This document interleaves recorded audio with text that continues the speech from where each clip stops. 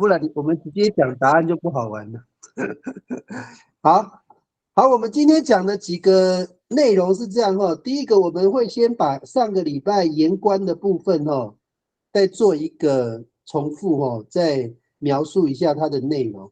第二个部分，我们要讲阿美族的贸易的路径哈，包括登陆点、路径、洋流、沿岸流、季风跟潮汐的部分怎么判断。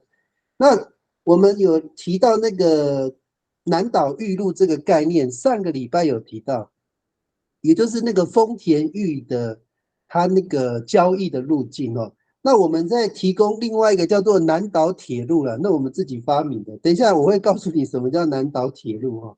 好，再来就是第三个部分哦，我们今天可能会比较着重在那个山河文化的后来发展，因为我们上个礼拜有讲到卑南、巨石哦，还有花岗山文化那三个哦，忘记我们来复习一下哦，就是这三个啦。我把这个，我们上个礼拜哈比较着重在那个新石器时代的那个晚期刚开始的部分哦，就是这边哦，有卑南文化，有麒麟文化，有花岗山文化。那我们今天等一下要讨论的地方是从山河文化开始哦，就是铁器时代的来临哦。好，那大概会有这样的那个说明的顺序哈。好，那我们来从第一个开始哈，从旧部落的。我们上个礼拜不是有提到那个阿美族哈，它的路径哈，我其实觉得 Google 地图还蛮好用。阿美族的路径是这样，它其实是我们按照传说哈，它是从那个先到那个兰屿嘛，这样字比较看得到字啊。好，他先到兰屿，然后再到绿岛，哦，然后再到那个嘎嘎瓦塞。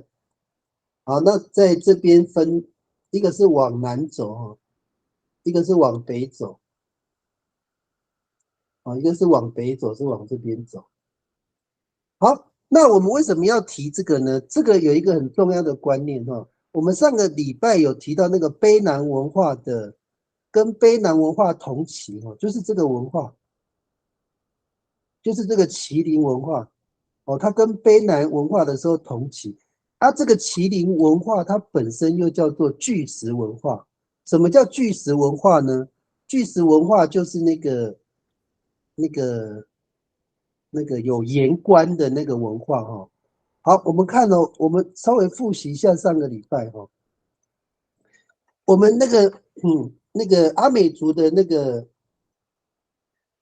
族人哦，他们在我把这个东西放大哈，他们在凤林这一带哈。在凤林这一带哈，凤林溪在这边哦，哦，它现在又变成什么支雅干溪，反正因为太鲁阁族住那边嘛，就我看一下支雅干溪是不是在这附近，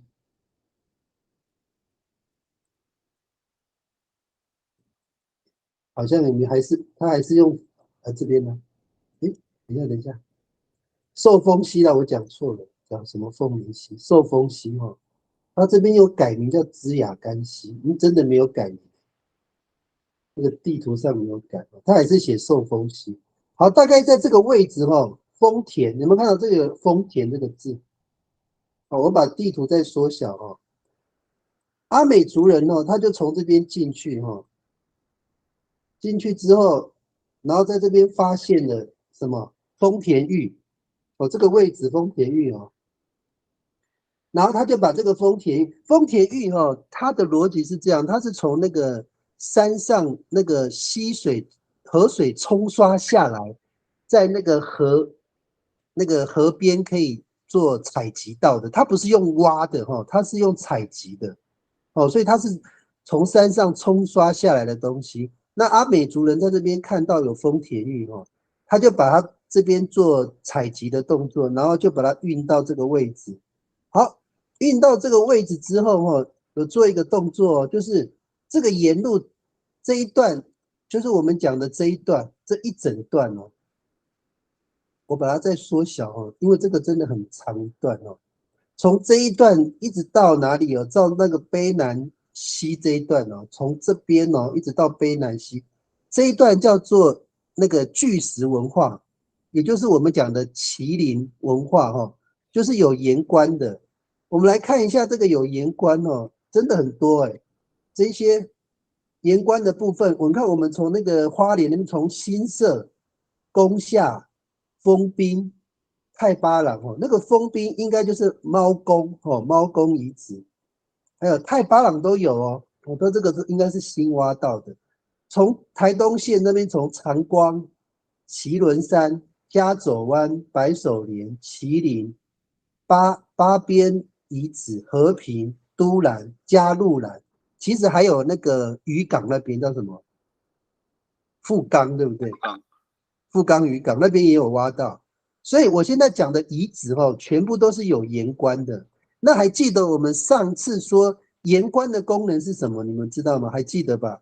它就是魔芋用的，它上面有水哦。我怕有些人，我也不要讲太快哦，因为我想要先复习一下，怕大家没有概念。把图弄出来嘛，可以。对对对，对，哦，这个就是盐官。盐官的功能是什么？哈，就是这边先存水，然后这边是漏水的哦，这边是要储存水的啊，这边是要把水漏出来。为什么会有这种设计呢？你们自己想想看哦。如果你那个玉在这边磨，一直磨，一直磨，它是不是有那个混浊的乳白色的汁？它就可以透过这个排水系统把它排掉，然后再加入新的水，然后继续再磨哦。所以这个盐官本身不是装死人的哦，这个盐官本身是魔芋的。好，那我们再复习一下这个盐官的目的哈，就是怎么样呢？我们从花莲寿丰溪这一带，把我们的玉啊，经过这个一路上这一段呢、送到卑南溪的附近呢、送到卑南溪，哇，好远哦！你看，送到这么远哦，台东这个卑南溪的出口哦，因为卑南遗址在这边，它主要的过程哦，经过了我刚刚讲的这么多的遗址哦，那我今天跟李老师们还有张光忠老师大胆的推测，这一些遗址就是阿美族人的旧部落。好，我先点到这边，那请李老师来说明一下，我这样的推论是不是正确？是的，因为在这个遗址里面哈，知道了这个石头是拿来磨这个意思的，然后我们再去推一下，像我们长光哈东边过去那边的沙地哈，就是从海水打到路边上这边很宽，以前海还没有这么高，或者是没有把海边的这些土壤给带走，所以那段时间哈，我小的时候的沙地是蛮宽的，你将近有50公尺到100公尺。那时候我们小的时候都时常到海边去玩水嘛，玩啊，对啊，去海边去玩水。所以我在想，这个它每一个盐官里面，应该大家都知道。然后我们今天下午所知道的每一个有这个据点的，有这个盐官的，好像附近都是有沙地哦。所以你这样想的话，应该那个木岸就是那个船哈、就可以靠岸了，因为过去没有什么港嘛，只要可以把这个这个船可以拉到岸上的就可以了。所以我想这个条件是应该是符合的了。嗯，好，谢谢李老师哈。李老师还有吗？你这边还有要补充的吗没有，等一下想到了再说。？OK，好，李老师提到一个很关键的概念哦，就是这些盐官哦，这些盐官哦，我们刚刚提，其实我这边有漏写很多，因为我之前查的资料我还没有把它整合起来啦。他这边还有那个呢，我有看到有单班的，哎，这边有单班，单班也有挖到盐关呢，我吓一跳，我自己的部落也有哈，还有南竹湖，你知道竹湖这边，我还有看到白沙安也有哦。其实挖出来的盐关越挖越多呢。所以我们要有一个大胆的推测是什么？以前阿美族人，我再讲一遍哦，就是说，你看哦，我们在用这个图哦，阿美族人当初进来的时候哈，我们第一批进来的亚绍是拉朗勒时候，拉朗勒时其实登陆的地方就在卑南溪的附近，卑南溪呀、或大太马里溪呀、或者是资本溪这一带，都是拉朗勒时的登陆的点哦，不确定到底在哪边先登陆了。那第二批的话，我们那时候是讲是吉维利安集团哦，但我们不一定说只有吉维利安这个亚绍哦，可能有别的，因为我们是推论是说现在什么氏族最多哦，就是最早来的。然后第三个就是巴吉萨氏族哦。好，那我现在要讲一个很重要的概念哦，我们的巴吉萨跟吉维利安这两个亚绍哦，他们会沿着这个东海岸去居住。他会沿着这边住，他不会住在河口往里面走。他们刚开始是来做贸易的，是来做交易的，他们根本没有打算要在这边久住。哦，这个是很早期阿美族的思考，所以阿美族人都会住在我们刚刚讲的那些盐关哦，就是我念给大家听哦。哦，有那个花莲有金色宫下丰滨哦，就是猫宫，还有太巴朗也有挖到，太巴朗是比较特别在里面的，还有长光、麒麟山、加走湾、白手莲、麒麟八边、和平、都兰、加路兰，还有我后来查到的有白山安，还有丹曼，还有那个中永，那个叫什么中永嘛，哦，中还有永是中永是在长光的，就是那个什么金刚山，金刚哦那个山的南边靠山。哦哦，，OK，对，靠山。金刚山那边，对对，金刚山下，还有那个渔港叫什么我忘记了，富冈渔港，嗯，对，那那边个那个把肉，安董，你可以跟那个凯明讲一下，那个小范他们那个我妈那边也有那个啊，哎，对对对，就是那应该是凯明讲的那一个，因为考古学家有去那边去挖那个石柱，他们怎么挖到最底，就是找不到那个石柱的根。对对对对，还有我那边也有一个对遗址，在白对，山，那边有一个，对对对对，那边有一个。OK，对，哦，他们现在还在研究。OK，哇，那真的越挖越多哦，那哎，真的是你看，我们现在讲这些遗址的目的，不是纯粹跟各位说它是遗址哦，它主要是说这个是阿美族的旧部落，就是阿美族人曾经住的地方，但是他住的目的不是为了要居住，他为了要去研磨那个丰田玉。研磨丰田玉的目的是说，从花莲县的出海口，花莲溪的出海口，把它送到卑南溪的出海口。这个过程中间有很多的盐关，是阿美族的加工出口区哦，专门给那个玉石加工的，就是丰田玉。然后送到卑南的溪的时候，从卑南溪这边做制作的工作，哦，制作，所以卑南溪这边变成是最后的完成品，哦，所以我们等一下我会告诉你那个南岛玉路是怎么走的哈。那现在我把上个礼拜的东西复习一遍，我们再确定一个概念，大家跟我一起确认哦，因为我们上个礼拜的说法是说，拉朗二是从卑南溪进去，拉朗二是从卑南溪哦，然后维利安集团从秀姑兰溪，那巴吉萨集团是从花莲溪进去哦。这样的说法我们必须有一点修正，他们根本没有想要进去河口里面，所以我们的第二种推测是，拉朗二时的范围是台东以南，哦，当然有到都兰那一带啦。那巴吉萨，对不起，吉维利岸的系统大概就是成功，一直到差不多快到花莲那边，哦，我们说到新社啦。那如果是巴吉萨的系统，就是从新社以北，大概就是在花莲溪到利雾溪这边，所以大概就分北中南三个区块。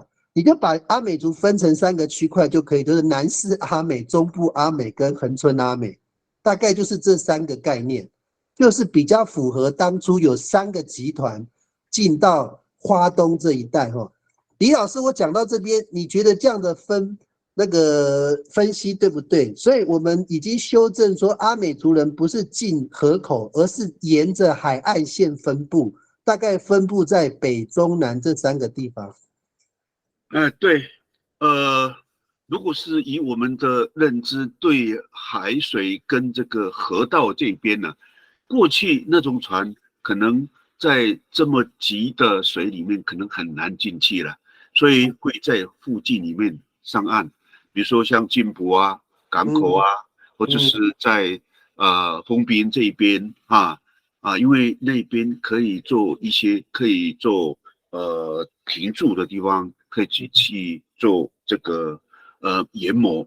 好，那我们为什么会把这个从花莲溪这边会弄到边兰溪这一边？我们可以知道，从他们考古学家挖出来的东西的越往南，它的成品是越细，越是出产的地方是越粗。那我们就可以推论了。那所以在边兰溪这边就是在要出口的地方了。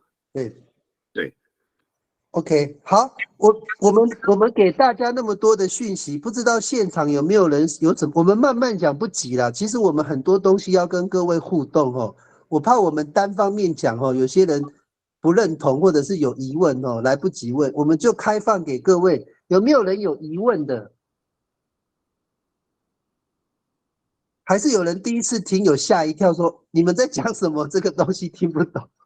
我跟你们讲哦，你们真的要觉得自己很光荣是阿美族人哦。我们越找到这个考古学的资料，还有语言学的资料，受不了我们这个阿美族这个祖先哦，他们是不得了的一个民族诶，真的不得了，是我们真的比较可怜啊，被这个明郑以来，郑成功开始压制我们阿美族人的发展，变成我们现在这样的阿美族哦，这个是一个蛮悲哀的一个历史了。没关系，我们就把过去的历史找回来就好了。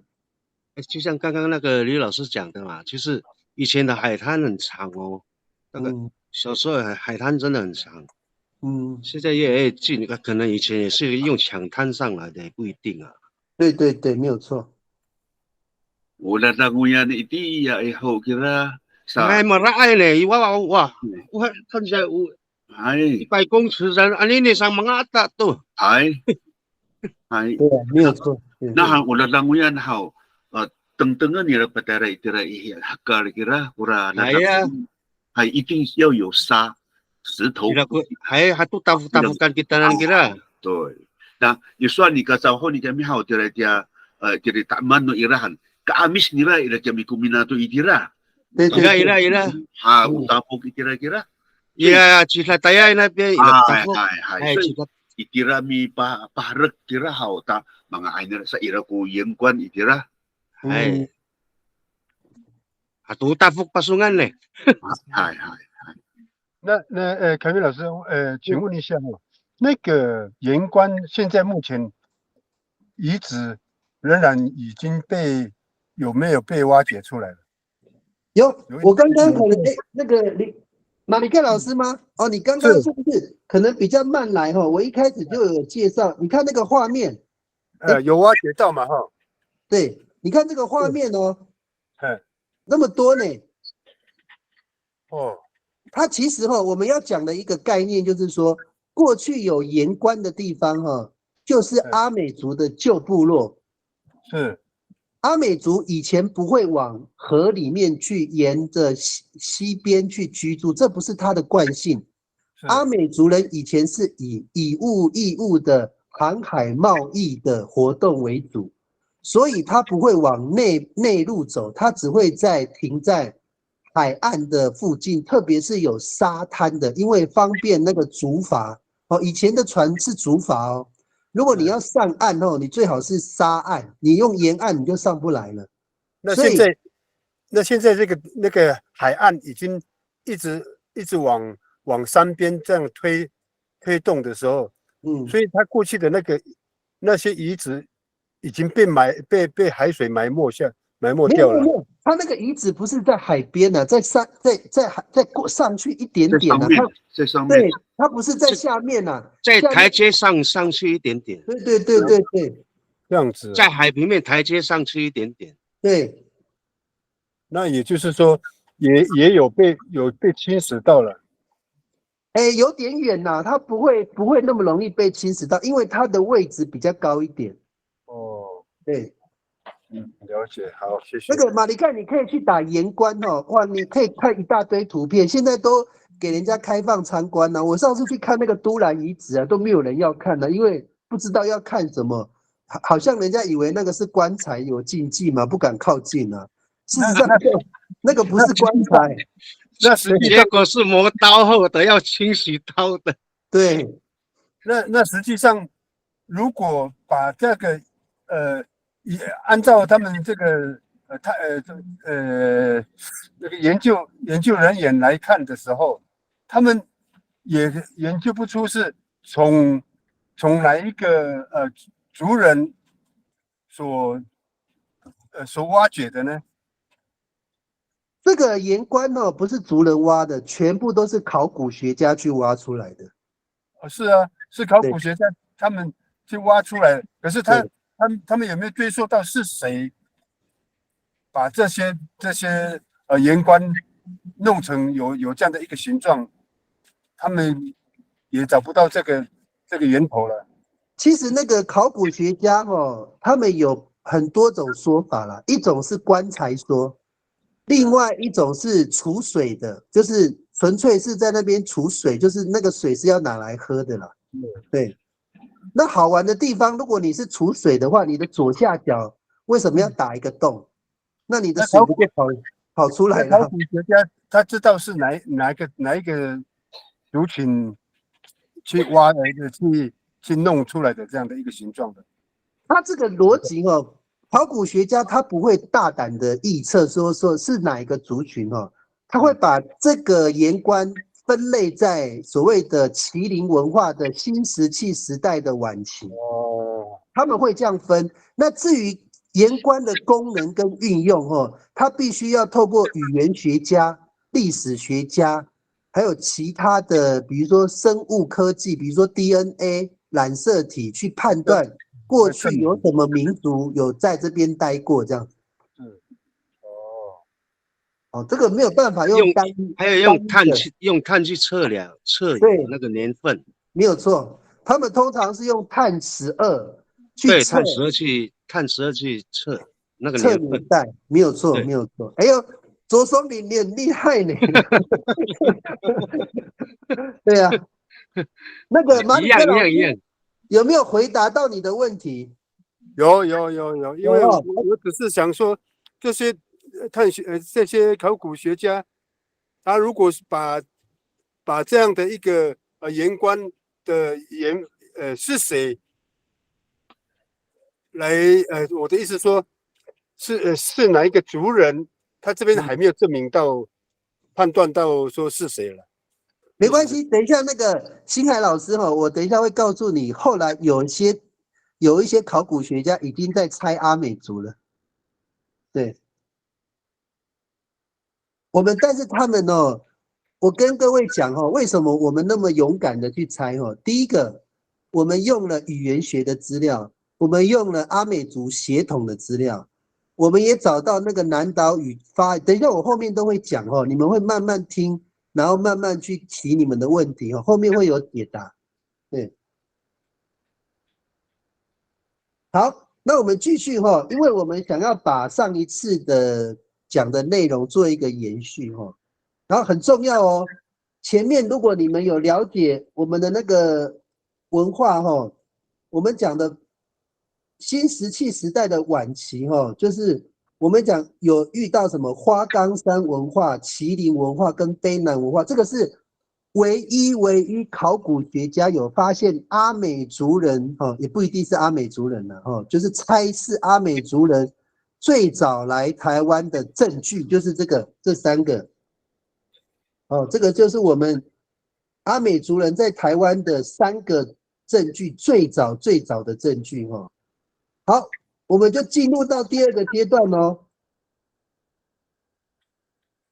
当阿美族人进入到了那个刚刚那个阶段，我现在给各位看一个阿美族人的那个丰田玉的路径你们现在看这个画面，我们这个丰田玉是怎么送的就是绕一圈绕一圈这样子送出发的时候是往上出发好。这个图你们看一下，我大概念几个地名给你们大概会到越南的东部到那个泰国的南边，到马来西亚的北边下面没有列出来，到那个婆罗洲岛的北边然后再到巴拉望再到那个菲律宾，然后再到吕宋岛，然后再回台湾它整个路径是这样子是这样子回来的。好，我们这样子画好像很简单的感觉我告诉你，这很难很难，你要证明它这样子走非常的难。我们来看一下，你们要想想看，阿美族人以前是怎么去思考。我们来看这一张图你们看得清楚吗？这张图，洋流。好，我们来看一下阿美族人怎么走一般来讲，阿美族人会从冬天你们看我这个图，我把它放大一点这个金最大，左手边这个蓝色的，我用红色的阿美族人是这样子下来然后到这边好，结束了，或者是到这边这个区块我不知道它停在哪了，我真的不知道，它停哪好，到了夏天的时候阿美族人就又顺着这个上去，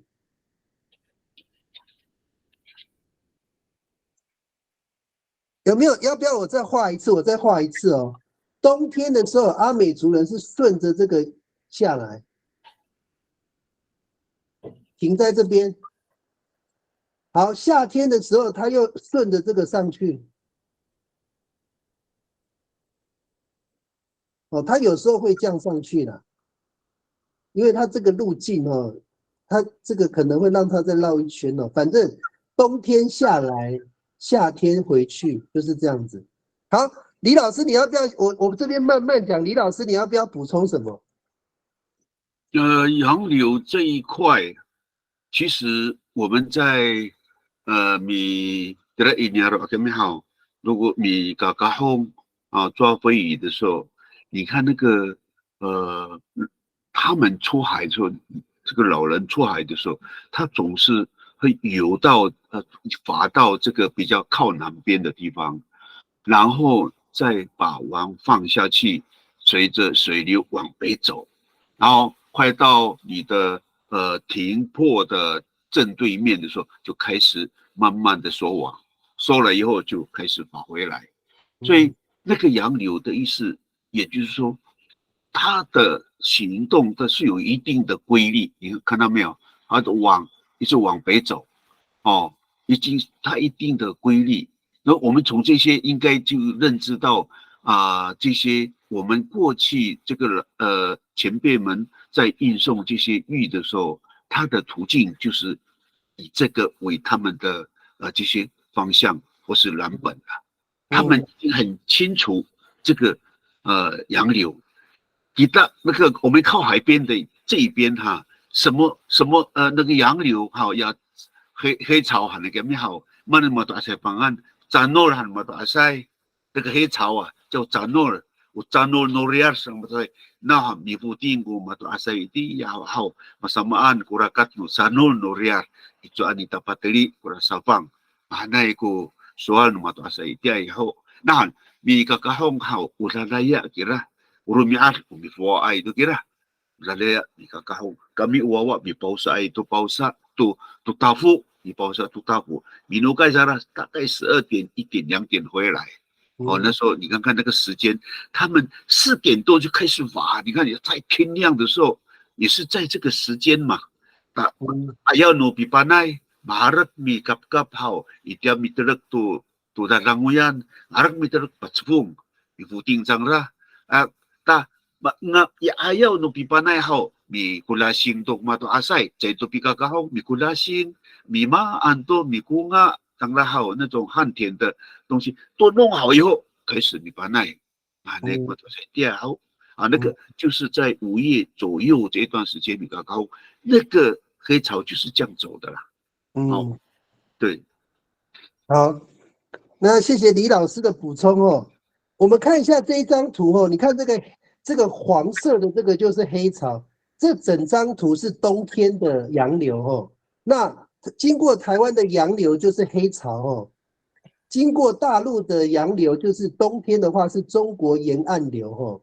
那我们是利用黑潮往上，利用中国沿岸流往下哦。我给你们一个概念哦，我怕大家对这个洋流哦，你在那个从这个我们大概这个位置，我现在画这个红色的这个位置哦，在差不多在大武这边，你把这个一个保特瓶哦丢到洋流哦，它到那个宜兰的南洋溪出口哦，在这个位置哦，宜兰的南洋溪出口哦，从这边一直自然的流哦，就是直接放在那个洋流黑潮上面，它就6个小时就到了。大概平均哦，我们的时速大概是50-60公里左右，就是你开车哦，用50-60公里的速度哦，往上开没有红绿灯的情况下，到宜兰这边哦，从大武到宜兰这边哦，就是6个小时。你看快不快？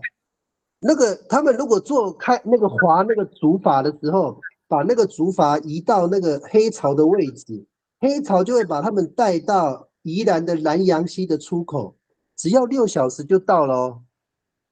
大家有没有觉得，它其实你把它想，黑潮就是海上的高速公路，而且是无动力的状态哦。你只要把东西放在上面，它自然而然就会把你带出那个速度，把你送到北边去。这个就是为什么以前的阿美族人必须利用洋流的力量来作为载运货运的一个工具哦。这个很重要。有没有人听不懂黑潮哦？我可以慢慢讲。有没有人理解？不理解，不理解。都理解吗？可以哦。同理可证，我们看一下左手边这个中国沿岸流哦，就是这个我画的这个靠近中国这个地方，就是往南的力量。往南的力量就是把我们的东西往南洋群岛去带，那这个力量是冬天才有，所以阿美族人只有冬天的时间可以把他们的东西去往南方去做交易，要靠的就是中国沿岸流。好，我们看这张图哦，再给你们看一个更正确的走法哦。好，我们来打开这张图。我看哪一张？好，这张图哦，我把它放大哦。事实上哦，我跟各位讲哦，我们阿美族人跟琉球是非常非常有关系的哦。琉球群岛是冲绳啊，你们如果有去过冲绳哦，冲绳就是以前阿美族北上最远的终点站，不是台湾哦。阿美族人哦，从哪边出发？大概从印尼那一带往北开始出发，经过那个巴拉望、菲律宾、吕宋岛，然后往北经过台湾，那最后到哪边停下来？其实是琉球群岛。好，我们来看一下哈，琉球群岛，我们这样子上来之后，我们的洋流啊，我们的黑潮并没有往下。我们会往这个方向走，你看我那个红色的，会走到这个叫朝鲜半岛，韩国啦，韩国这一块有没有看到？韩国，我们会滑到韩国，然后再往回，才会往南，这个叫中国沿岸流。刚刚我们不是给你看了一个中国沿岸流吗？它就是说经过了台湾到琉球，再往北到朝鲜，再利用中国的沿岸流，再往南，再往南洋群岛去。好，这一段那个有没有人听不懂？我们再请李老师来补充这一段。你看看它这个图哈，如果是不会航海的阿美族，可能他会迷失了方向；如果是你不知道要怎么控制的时候，大概就沿着日本的东南海这一边就跑到美国去了。哦，所以你看哦，以刚才那种方式说把这个瓶子放下去，你看就这样子流上去了。那所以我们的古代的人，他就是有这个航海的技术，他可以从这个你看往这个渤海这一边的，当然不一定会进到里面，半路上他可以折回来，折一下哈，就是靠着它的流向就往南走，它不一定会进到上面啊，也有可能会这样子折回来，就靠着边边以后它就会把你推到南边去了，就可以到南洋这边了。对，我这个谢谢李老师哦，这边是夏天的走法啦，到了冬天它就会往南了哈。那个我们上面讲的中国沿岸流到冬天，因为有东北季风哦，它就会往另外一个方向回来了哈。我来找有没有图哦，给各位看一下。其实这个就是它到冬天就会有一个往南的一个力量。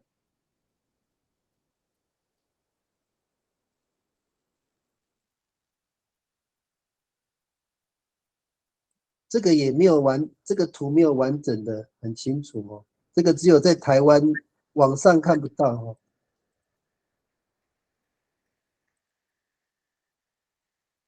这边呢，我们还是看这一张图哦，这一张也是最北是台湾呐，没关系，我们到时候找到图给各位看哦，因为它到了我们讲的那个朝鲜半岛那边哦，到了冬天之后哦，就会有所谓的中国沿岸流。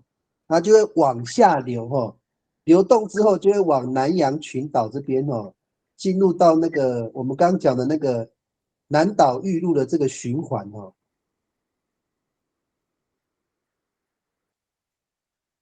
好，大概是这样子我们那个南岛预录主要给各位的概念就是说，我们这个南岛预录是那个我们的那个不是，就是在卑南文化跟麒麟文化，就是巨子文化跟花岗山文化那个时期的那个一个路线航海的路线。好，我们下一个特别的因为我们的南岛预录上个礼拜有讲，我们现在要讲一个比较精彩的这个就精彩了。我们讲南岛铁路南岛铁路，好，我们来讲一下什么叫南岛铁路好，我们再看一下这个图我先大概讲一下那请李老师补充一下。南岛铁路是什么？你们知道吗？阿美族有3个，我们把那个铁器时代先给各位看一下，这个东西就蛮好玩的。我们先看铁器的时代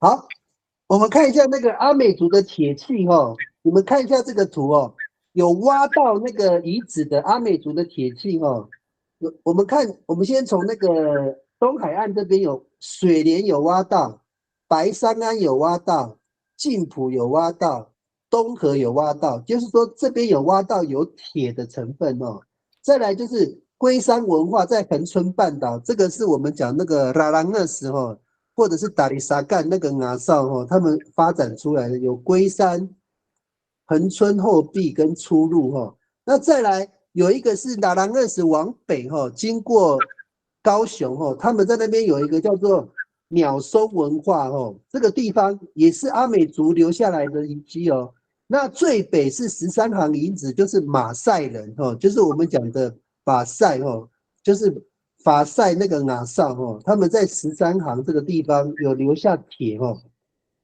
在崇德也有嘞，你看这边有崇德的，崇德不是在花莲吗？好，那我们要怎么看这个呢？我们给你看那个图看图会比较理解那个概念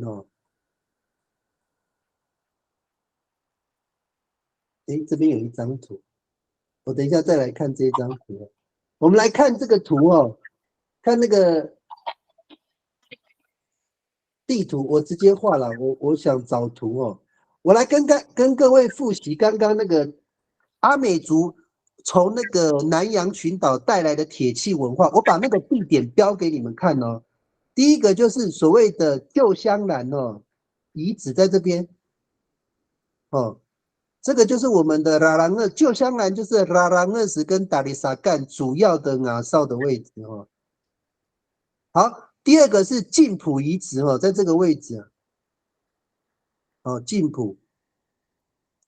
再来是刚刚讲说崇德在这边，在利物溪口那边，崇德那边有找到。再来是13行遗址在这边，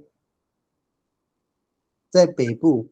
再来龟山遗址在这边，在恒春半岛的西南方，龟山遗址。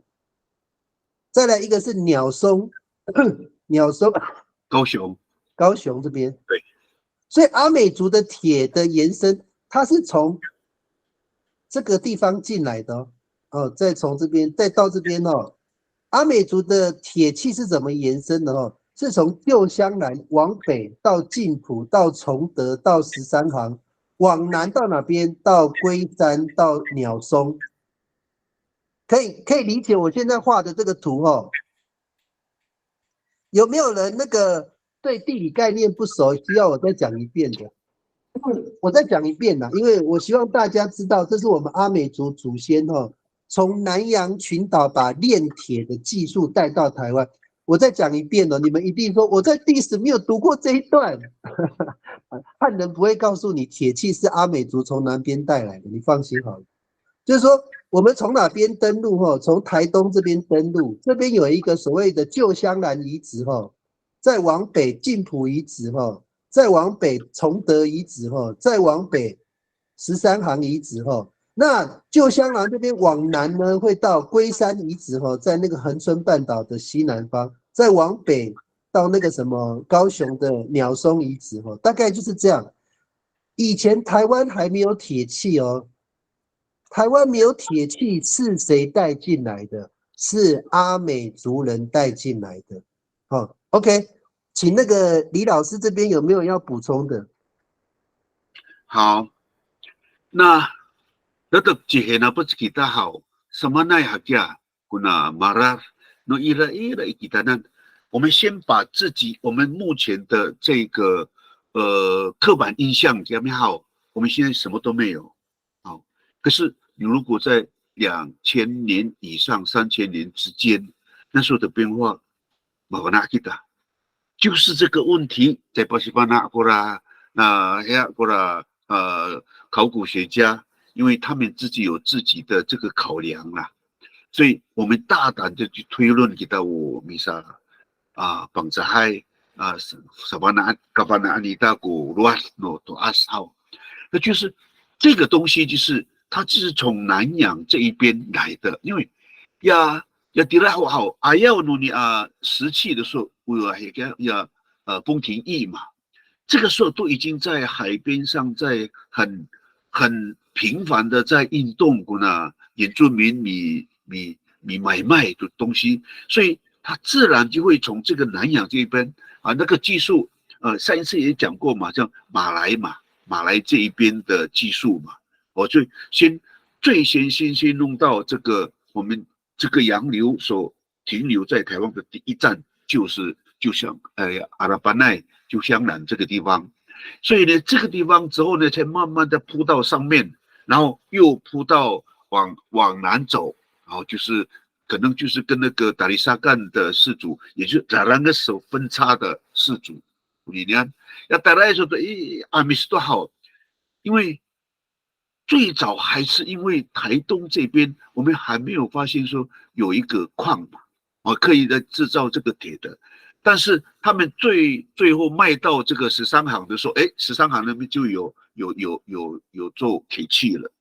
那边为什么可以做铁器？我们也知道那边金瓜石有黄金啊，还有铜啊，就是在瑞滨那一带吧，有铜。你看那个马路过去的时候，也很远，已经变成好像没有人，现在可能已经变成无比参观了。都过去30几年前，没有人会到那个地方，那是做这个铜矿的地方啊。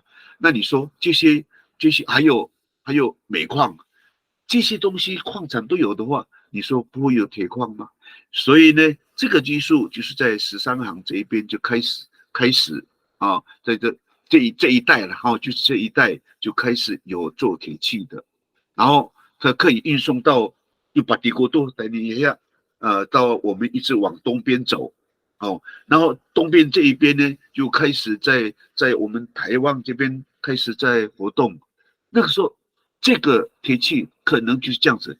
那这个年代，你看刚才就讲过了，就是也有2000年到2500这一段时间。那我们现在一直停留在我们现在很难去相信你的，所以我们要把这个目前的刻板的印象一定要推过去。就把你的这个想法再往前推的时候，就有这个可能，因为我们阿美族已经开始在行动了。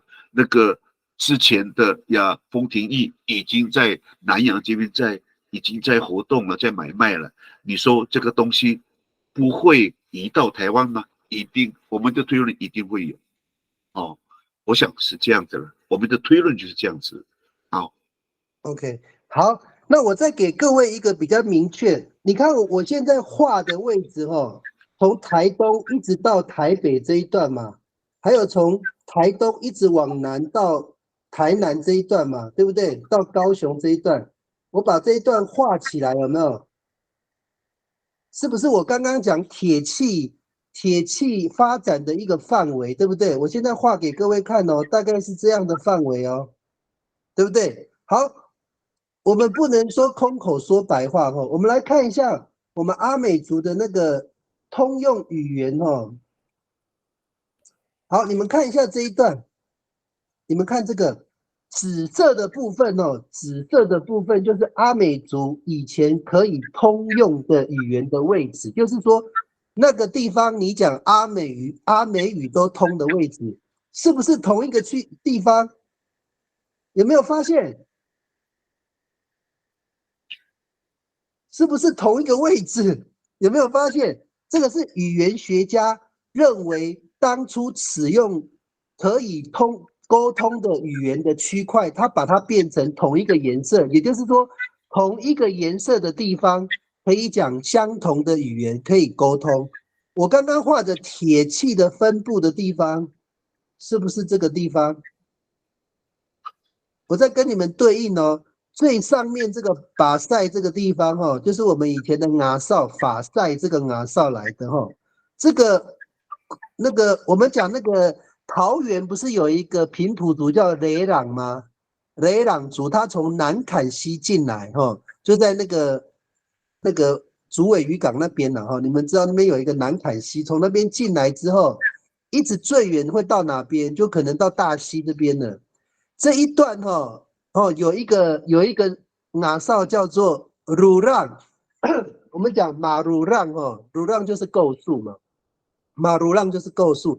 那里面有一个族叫做雷朗族他不是平埔族，他是我们阿美族因为没有人知道他是在讲什么话因为一般的学者觉得北部怎么会有阿美族，怎么会不会？我们现在新北桃园那么多阿美族，阿美族本来就会到处乱跑。可是以前的学者以为阿美族人都在花东，他觉得阿美族是固定在那边的，所以恒春阿美一直到台南做生意这一块，很多学者都不知道啊，这一块也很少人知道啊。那你说阿美族人退到南边做生意，甚至是西边，他不会到北边做生意吗？这逻辑很奇怪以前阿美族人就不是务农的嘛，他就是以物易物，他是航海的贸易，他怎么到处会会做生意啊。可是这个很多学者他可能不了解，没关系，我告诉你们，这个北边哦，就是我们讲的13行文化哦，这边有铁器哈、哦，到了这里哈、哦，就是我们讲的这边讲 Sakiraya 啦，其实 Sakiraya 是这个名字算了，你们知道就好了。只要这个在我们利物溪这边这个出海口啊，崇德那边也有发现铁器嘛。再往南到晋浦哦，大概在中间哦，丰滨那个秀姑峦的出口。再往南哦，到哪里呢？到那个香兰这边哦，就香兰这边。再往南就到龟山这边，龟山文化。再往北是鸟松文化。我现在圈起来的是不是跟我们的语言的位置是相对应的？我们的铁器的就是我们把南洋群岛的炼铁技术带到台湾，就是带到这个紫色的地方。好，李老师，我这样子推论有没有正确？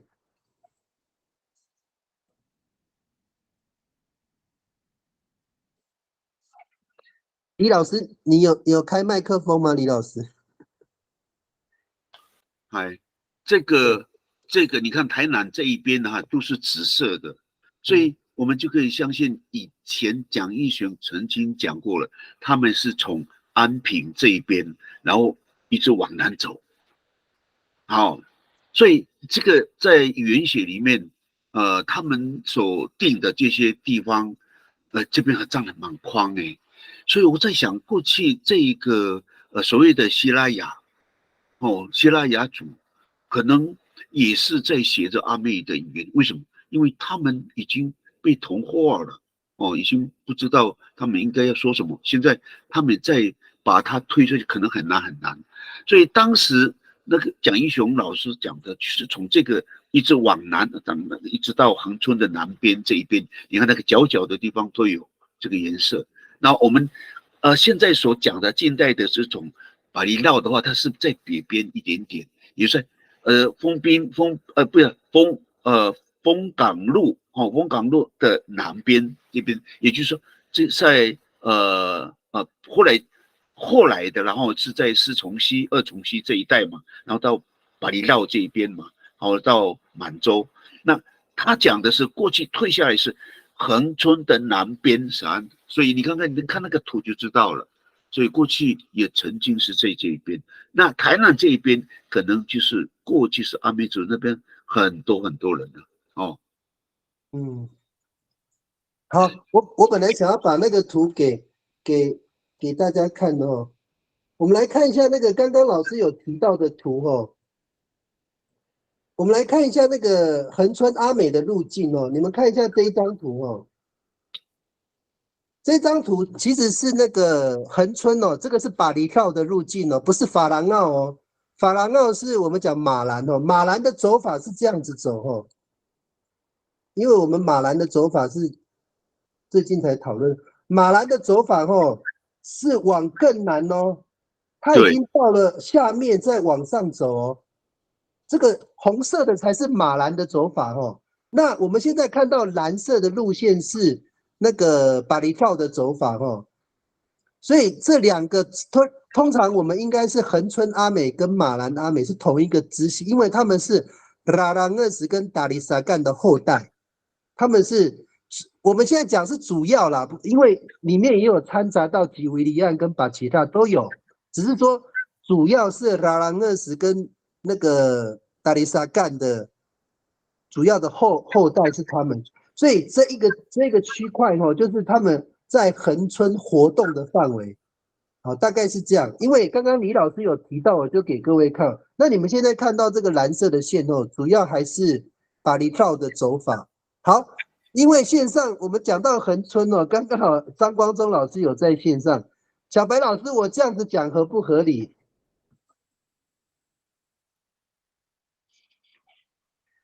小白老师有对哈，你们的那个巴厘跳的走法是从四重溪这边走嘛，走四格岭嘛，再走巴牙，对，你们是从那个巴赫姆旦嘛，对，那个露屁股的地方嘛，就是我们讲的牡丹乡哦，一直到满洲这边嘛，然后再往旭海这边走，对不对？对对对，你们的走法是这样吗？嗯，好，我跟各位讲哦，我们阿美族最厉害的地方，是因为我们是当时的贸易的通用语言，所以很多地名都是我们取的哦。像那个牡丹乡啊，那个蒋义雄老师说把和牡丹哦，就是露屁股的地方，那个李老师有讲到这一段哦，所以他就取那个谐音叫做把和牡丹，牡丹就变成牡丹乡了。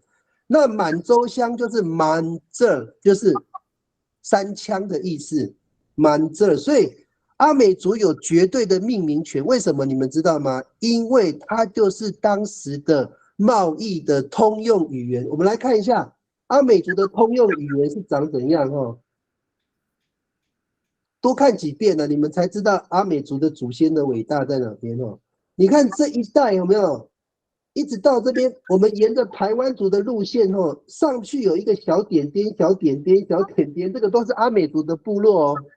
你们仔细看，有一小点一小点哦，这有3个小点点哦，这个都是恒春阿美走过的足迹，有没有？然后一直到花东一带，再到北，这个都是我们讲的使用可以沟通语言的范围，所以这个就是我们阿美族会去把很多地方命名的原因哦。你会觉得为什么阿美族有命名权？因为它就是当时的通用语言哦，这样子可以吗？好，可以哦。好，我们回到这边哦。哎，好，我会不会讲太快？我其实很担心有些人听不是很理解。有没有人那个不太了解想要发问的都可以哈？有没有人不太了解想发问的？我们这个都可以问啊，你有任何问题，只要我手边有足够的资料，我都可以回答你们。我们回答都是依据语言学、考古学，还有我们的基因哦。这个我们不能乱讲哦，因为现在我们连录音都有了，所以每一个我们都要透过文献的考证来做推论哦。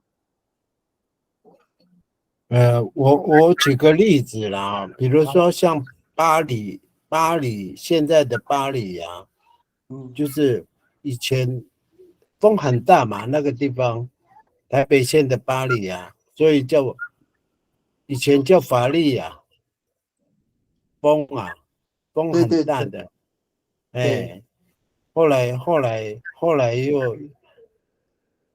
发展国语的时候变成巴黎这样啊。对对对，有很多像那个东海岸这边的那个几个部落也有几个部落是早期就有的，所以呢，他们的名称也大部分都是，如果那个国语很像阿美族的话，大概就是那边就有阿美族的部落。对对对。像小白老师提这个例子很棒哦。我们以前那个叫巴黎的时候，蒋义雄老师有讲说，为什么叫巴黎呢？因为他们说那边风很大，说法力这样。可是为什么是 B 的声音？为什么不是发里？怎么是巴黎？以前阿美族人发那个 F 的音哦，比较接近南四群的发法，他不会念法力，他会讲法力，他会这样发音哦，他不会念法力啊，他会念。就是有点 B 的音哦，所以变成巴黎哦。你看那个萨基代亚讲话都是这样的，就是南式的那种，就是以前的 F 其实是念比较偏 B 的声音哦。所以我们讲那个法塞有没有？为什么他们叫巴塞人哦？因为以前的法塞不是念法塞，是念瓦塞，就是念 B 的声音哦，所以他们会变成。巴塞人哦，巴塞人就是住在巴黎的这边的阿美族人，叫巴塞人。OK， 有没有问题？哦，你们有讲到，我都可以再补充资料回答哦。好，如果没有的话哦，我就是要跟你们讲一个更棒的内容哦。我们来看这一张图哦，我们刚刚不是说。阿美族人哦，顺着洋流上去哦。我们来看这个图，我用别的颜色，我用黄色。这个我换一下颜色哦。这样顺着洋流上去哦。我刚刚不是说到那个朝鲜半岛吗？到了朝鲜半岛，到冬天的时候哦，它会有一个黄金沿岸流、东海沿岸流，再到那个下面这个什么南海东北季风漂流，按照这个逻辑这样子绕一圈。哦，这个就是我们刚刚讲的那个我们的丰田玉的南岛玉路哦，就是阿美族交易的路径就是这样子的。我们是夏天往北，冬天往南。哦，夏天往北，冬天往南哦。好，我们阿美族有这个南岛玉路之后哦，我告诉你们一个更关键的东西哦。我们在看这个，因为我怕你们消化不良哦。阿美族人在丰田玉的时候啊，这个把它清掉哈。哎，怎么清不掉？垃圾啊，可以的。好，阿美族在丰田玉的时代是卑南文化、麒麟文化跟花岗山文化是在这个时期哦。可是好玩的地方在哪边？你们知道吗？有一段时间，大概就是2400年左右哈，2400年左右，突然大家都不用丰田玉了，突然大家要用什么？我要玛瑙，我要琉璃珠，我要铁器。那铁器很好玩呢，我刚刚已经跟各位介绍了，铁器是由南洋群岛送上来，那个时候台湾还没有铁器文化。可是很好玩的地方是，那阿美族的铁器到底的源头是哪边哦？我们找到了，各位我们来看一下哦，这个铁器文化讲哦很遥远呢。这张图是整个那个这个位置的，我们可以从印度一直到台湾。我先把你框起来这一张图哈。以前的那个铁器哈，最早的发源地是在印度。同一个时间，大陆也有哦，差不多，可是大陆稍微慢一点。然后印度的人哦，就这样子走啊，这样走，透过什么马六甲海峡哦。我这样子就比较清楚哦。从印度这样走没有？经过这边有一个马六甲海峡，进入了什么？南岛玉路的回圈了，有没有？阿美族人在这个过程中接受到这个铁器的文明哦，就把这个铁器往北送，又送到台湾的，是这样子来的。我再画一遍哦，印度把铁器传到东南亚。进入到阿美族的什么南岛玉路的回圈，阿美族人在做生意的时候，突然发现有铁器，他就把这个铁器顺着这一条路送回台湾。好，李老师，你先那个说明这一段。好，这个哈，他们当然了，从印度这一边送到马来这一边哈，这一带的时候。刚好就是我们丰田一直在做生意的这个区域，所以呢，看到了这个东西之后呢，也顺便沿着他们这个水流走的、洋流走的哈，就跑到台湾了。那一段时间刚好就是我们外销的祭点就是在卑南西这边，或者是在这个阿拉巴奈这一边。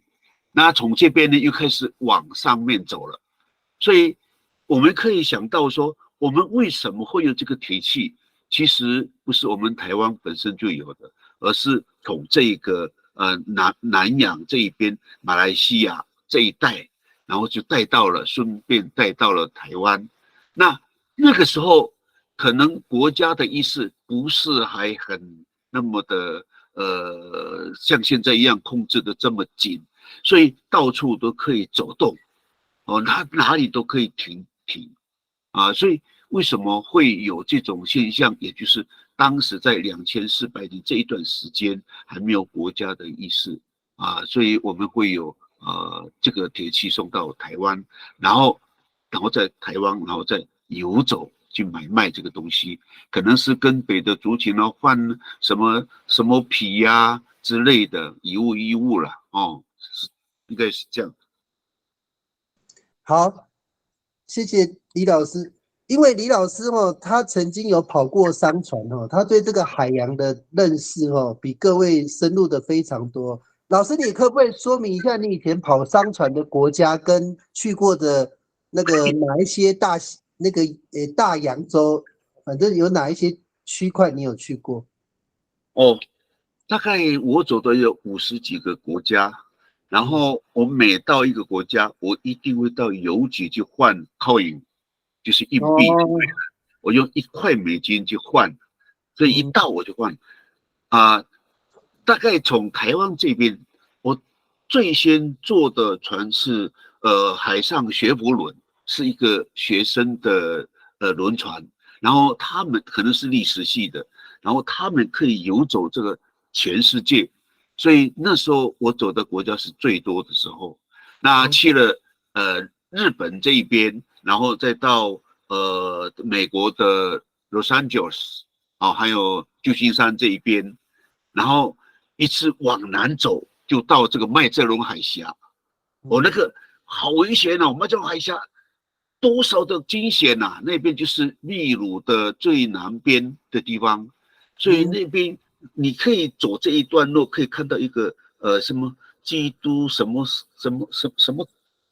一个基督山可以基督山这边，当然这边有一个，然后巴西也有一个这种建筑就对了，他们的游玩的地方，然后再上去我们就到阿根廷。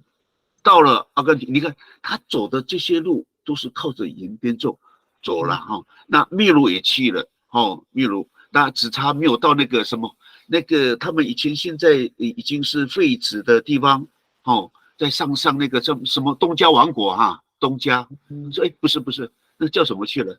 那以前那个地方是为什么会没有人住了？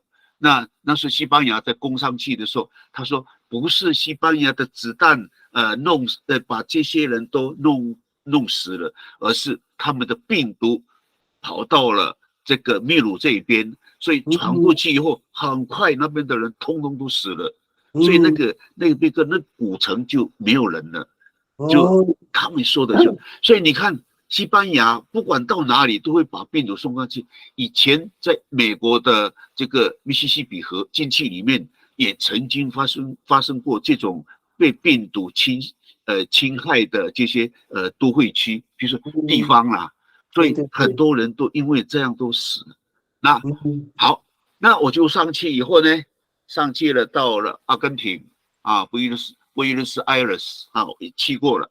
然后再上去就是巴西Rio 这边那边就有一个基督什么以前什么电影基督恩仇记的那个怎么照的片子，就是在那边照的嘛然后再上去，然后就跑到迈阿密到迈阿密，然后再上去就是纽约了我们在纽约一段时间。我就学生他们在那边在做，然后就往东走，就到英国。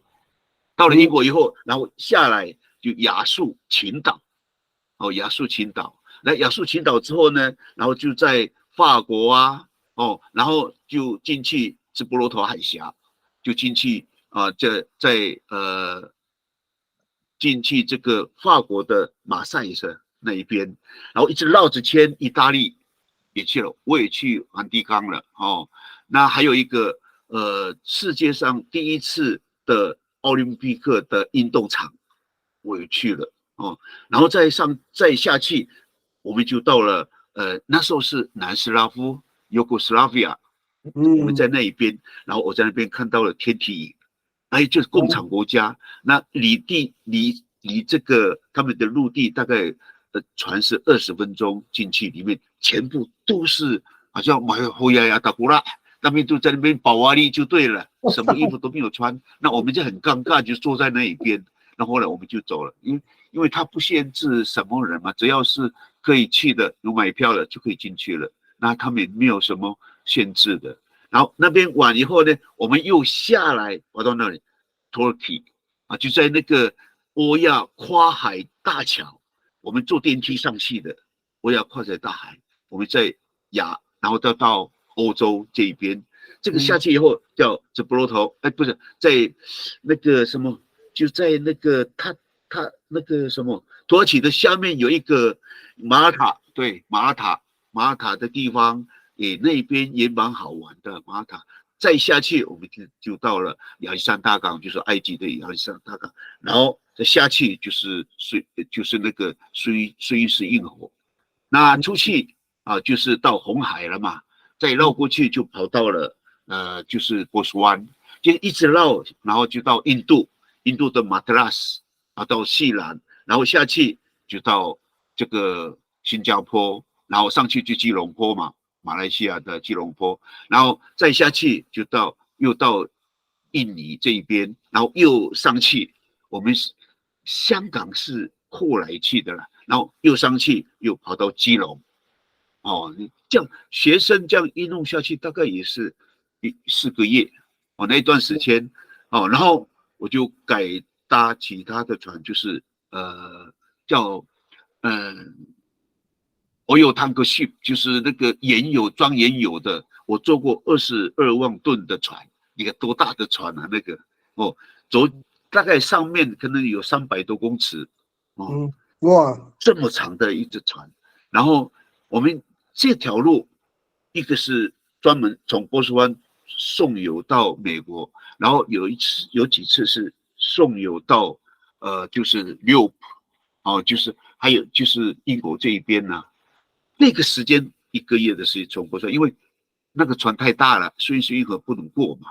哦，还有一个就是我曾经走过有8万吨的船就在苏伊士运河，不是巴拿马运河，那时候还是巴拿马美国人在控制了这一道哦经过那边，然后有一段时间我是因为是送重油嘛，从墨西哥的东边再由经过这个运河，然后再到北边，就是到墨西哥的西边，那个名称很不好念，叫瓜扎瓜拉戈斯哈，瓜扎瓜拉戈斯，因为他们就是个西班牙语的这个字母的发音大概跟我们差不多，有很多都是弹音，还有一个是你的舌头的擦边音就是它比较难就对了哦，那一边，所以我在那边大概有1年多哦，就是走这个巴拿马运河就对了。我的跑船的这个经历的确是蛮久的啦。然后如果你时间到了要回台湾的时候，你在那个国家到期，你就从那边坐飞机回到台湾，然后那个船还是继续跑。当然你放假1个礼拜1个月之后呢，你再上船，可能已经在别的国家了，我又飞到那边去。过去我在船上的生活就是这样子，然后做原油如果是比较小的船，就跟刚才我说的那8万吨的，不是22万吨的，你可以在每一个港口都会停，大概有2天一个港口，或是最久就是还比较宽一点1个礼拜到一个港口，很近的。这个港口那个港口，这样一天就这样把油卸出去所以那一段时间，可能我在跑这个商船的时候，我所经历的很多。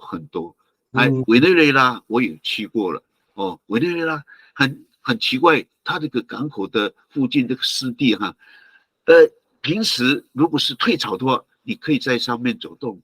等到涨潮的时候，哇，那个地方根本就不能走动了。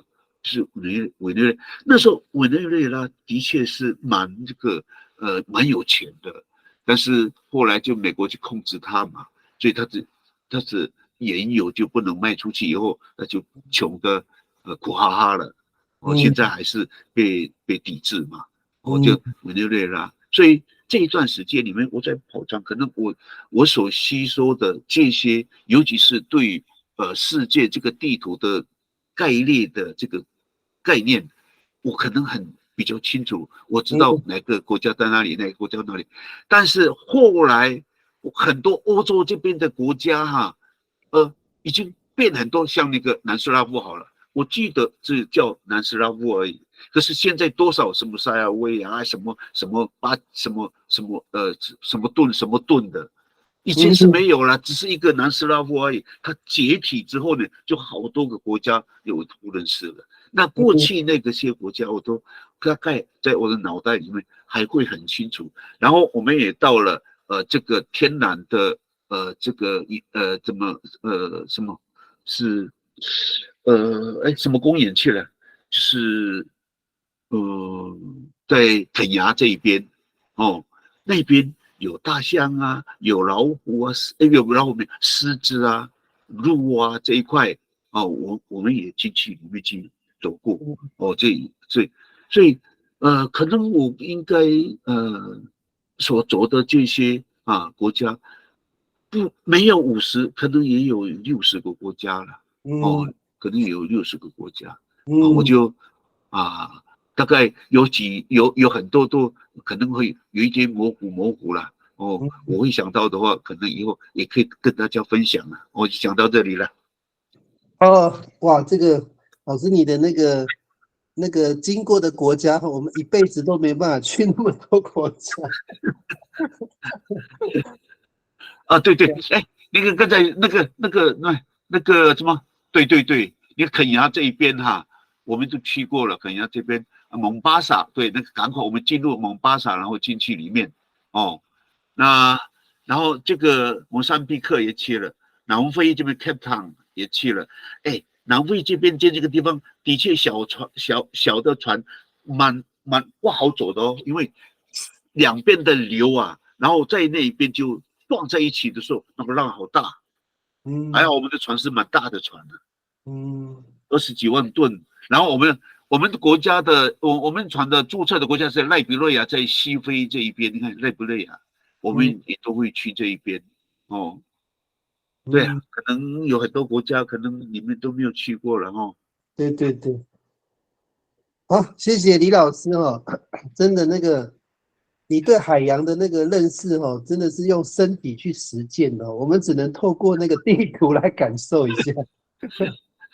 所以老师回到这边所以那个阿美族人走这个所谓的南岛域路我现在画的这个路径是很合理的，对不对？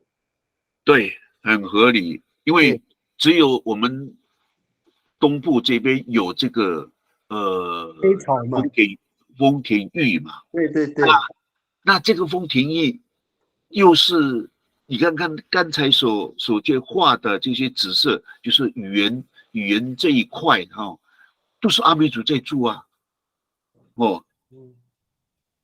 你看都是阿美族在住那你说这个丰田玉是谁在传的？也没有别的啦。对，只有阿美族嘛，我们可以肯定的去推论对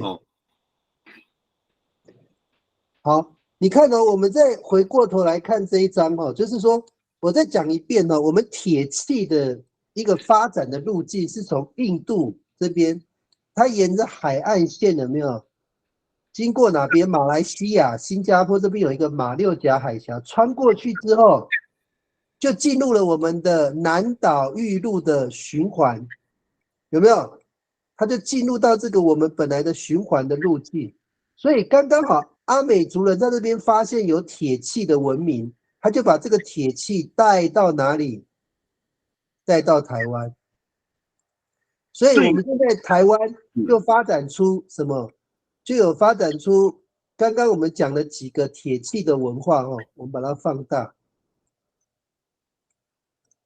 回来的时候，他可能在这边着陆。等一下我再讲那个着陆点的原因这边有一个龟山文化，这边有一个鸟松文化，这边有13行文化，这边有那个晋普文化，还有一个旧香兰遗址晋普遗址，还有崇德遗址。反正沿着这个路径我们把阿美族人把炼铁的技术带到台湾。好，我们经过那个李老师的整个海洋的知识的说明，跟阿美族的在海上的炼铁从印度那边传到台湾，请问现场有没有其他人觉得很震惊的？有什么问题想提问的吗？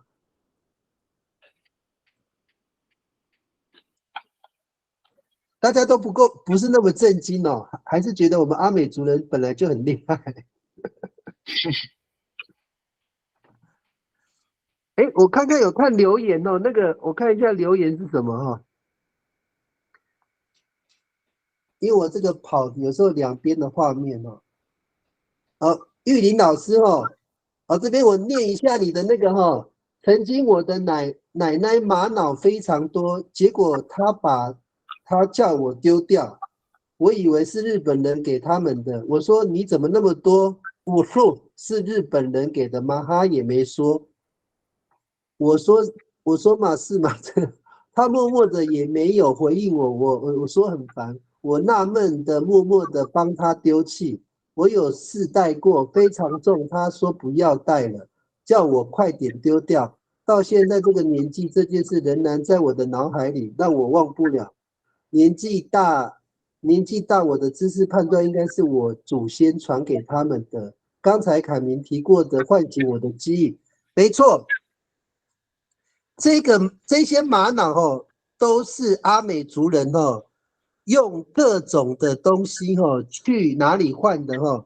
我再给你们画哦，阿美族人是一个航海的民族哦，他从台湾带的东西哦，到了13行，到任何地方哦，他也会怎么走呢？他现在如果要去南洋群岛，他要怎么走？他要先往上走到琉球。再走到黄海，就是朝鲜半岛那边，再顺着中国的沿岸流往下走到哪里？走到越南的东部哦。走到越南的东部之后，然后再往下继续走，走到马来西亚，然后再走到泰国湾，对，到泰国湾，然后下来。对，泰国湾再下来，然后再到这个地方，再往上走，再到这个是婆罗洲哈，再到巴拉望，再到菲律宾吕宋岛，再回台湾，哦，这个就是整个南岛域路哈，你要去南洋的路径哦，我们台湾没有办法直接往南走哦，这个是不可能的，因为我们的黑潮的力量太强大了。台湾只能往北走哦，走到北边的时候再回头哦，这就是要到前面回转呐。你每次超过一个地方，他说请在前面200公尺处回转嘛，这个也是啊，他要再请到那个南海那个黄海的地方回转，你才能再往下。好，那个玉林老师，谢谢你提供那么大的知识，那么大的讯息哦。我们阿美族人以前就是拿东西跟别人换，所以你现在看到的玛瑙、那个琉璃珠，还有我们以前早期的那些饰品哦，都是从南洋群岛换来的。那你现在看到排湾族人身上穿的，以前有人在笑说，排湾族人身上穿的全部都是舶来品哦，舶来品的意思就是从国外进口的，所以这个意思是说，排湾族身上的东西都是跟阿美族人交换来的。好，我们再看一下哦，你们一定会觉得啊，我们有跟那个排湾族人互动吗？来，我们来看这一张图哦，这一张图就是恒春阿美的达里萨干这个瓦少哦。他们专门做台南的生意，他们的路径就是从旭海、满洲，经过巴窑到牡丹，从四重溪再往上。这个就是达里斯阿干这个瓦少专门去台南做生意的，就是这个瓦少啦。达里斯阿干是什么意思吗？那个西拉雅族称那个赤坎楼叫做撒干，撒干就是赤坎楼的意思。那达拉伊萨干哦，达拉伊萨干哦，念快一点就是达里萨干，达里萨干，达里萨干，达拉伊萨干，就变成去撒干的那个亚绍叫做达利撒干，这个亚绍原来就是拉拉厄斯，它是马兰或恒春阿美系统的一个亚绍。好，小白老师，我讲这一段正确吗？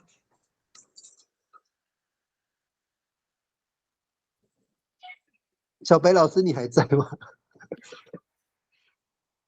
没关系，李老师，小白老师，我在，对，我觉得这个应该是蛮接近的。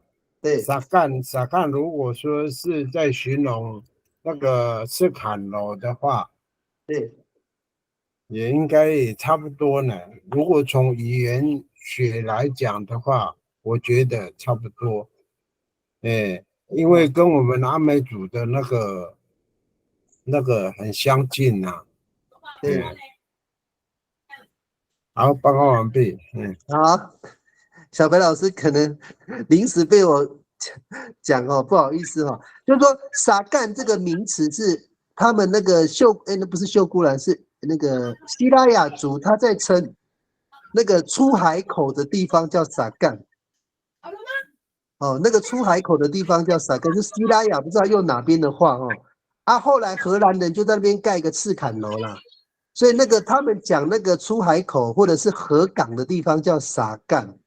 哦，那达利撒干的就是达拉伊撒干哦，就是变成达利撒干的这个缩写，就是说去那个台南做生意的这一个亚绍就是达利撒干哦。那现在你们看到这张图哦，就是他们过去的路径。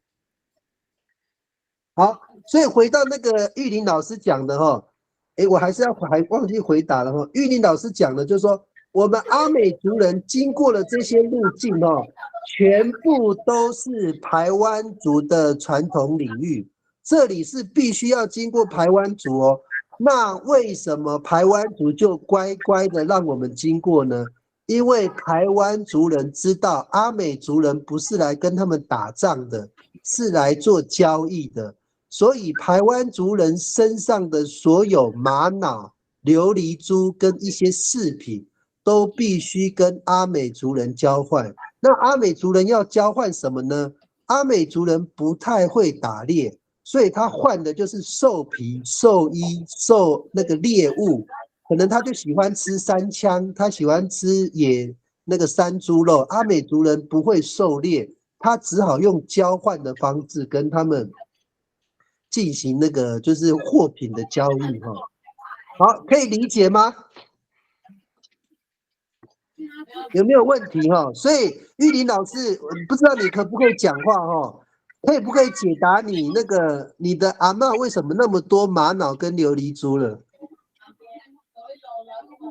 这我不晓得呢，我有问过他，我说啊，小孩姑你啊，我跟你说，麻木这么巴布利亚那个是谁给你的？他就不讲啊，说我是日本人给的嘛，因为我当时我是认为说日本人统治台湾嘛，我以为是日本人给他，所以他也没回答我，他说很烦，他说这个东西一直在他身上，他说这个东西他没有办法带的啊，他叫我丢掉啊，我就给他试戴啊。是他说真的非常重啊，好几串哦。他那个是那个一个项链啊，好几串。我说他丢了，我说好可惜。我说他那个留那个玛瑙的那个外形非常的光滑，非常的好看。我第一次看到玛瑙什么颜色？我还是用棕色，有一带的那个破，甚至那个有一点带粉红啊。有点带粉红，对，它有个棕色跟粉红，它就是这样很多的那个颜色在那个里面，非常好看。我说很可惜，你把它很算了。玉林老师，我告诉你答案好不好？全世界只有一个地方有玛瑙，在哪里？越南。哦，难怪有的那个他说我们阿美族的基因好像有到越南。可是有的时候我们的阿美族的基因跟那个上海、浙江这个地方有那个你知道那个什么良渚的那个祖先是在那边有一个，他们说他验出来的基因跟我们台湾原住民的基因就是一样。好，那个你提到这个我先回答你第一个问题阿美族人就是那个玛瑙怎么来的玛瑙是在我们的那个所谓的三河时期就是我们的铁器的那个阿美族把铁器带回来台湾的时候顺便把玛瑙跟琉璃珠带回来就是那个时期，它是经过越南的时候再回头把那个玛瑙带回台湾。好，我第二个问题要回答你这个这个比较严肃大家可以思考看看因为你们只要有提问题，我手边有资料，我就尽量的回答你们好，我们来看一下这个语言的这个东西这个就是没有办法，就是说，我先跟各位讲台湾你们看这一张图我们台湾其实融合了3种语言一个是汉藏语系，就是所谓的汉语就是汉人的话，一个就是同态语系他们有时候念动态动态我不知道怎么念，反正就大概这样，我们念同态语系大家就有边念边就好了。另外一个叫做南岛语系在台湾有这3个语系结合那我帮你们把它切一半事实上我们要把台湾把它这样子切我用别的颜色看看，我这个也不太会用没关系你们看得到我这边有颜色我把它切一半我应该用红的，我把它切一半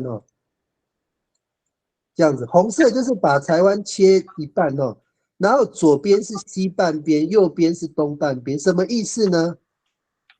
我先跟各位讲你们慢慢听我慢慢讲，因为那个玉林老师有提到这个血统的部分我们台湾本来是一个假设冰河时期结束之后，台湾岛上并没有人然后开始那个冰河时期结束，台湾海峡跑出来了，这个时候台湾空空的嘛可是中国有分成那个东夷、南蛮、西戎、北狄你们知道吗？就是以中原为主北方是番，东方也是番，南方也是番，西方也是番，东西环纳啦，就是说只要是汉人以外东边的叫东夷那也是番啦，南边的叫蛮就南蛮也是番啦，西边的叫西戎也是番，北边的叫北狄也是番。汉人怎么看别人东西欢呐欢呐？好，这个时候各位你们要知道一件事我把这个图列给你们看我们用图来解释比较快这个是大陆嘛，大陆以前从福建北边这边从福建北边这边北边这边我这样子画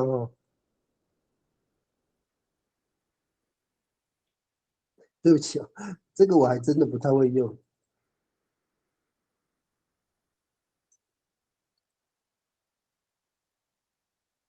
有了，福建北边一直到这么南这样子，我大概画这样子，大概这个范围看得懂吗？这是大陆的地图这个地方叫做百越，百越就是他们讲的南蛮百越族也叫做古越族，古代的越族你们知道越王勾践嘛？越王他叫越王，就表示他不是汉人嘛，他就是汉人所谓的蛮族啦，环纳啦，就是说他们是所谓的南蛮就是所谓的就是南方的蛮族。那福建这一带叫做闽越，闽越的意思就是闽南的越人，闽越在这一带，闽越这边这边的越人不是汉人所以跟各位讲，闽南人不一定是汉人，不要搞混了这边的汉人对不起，这边的越人都会一直从泉州这个地方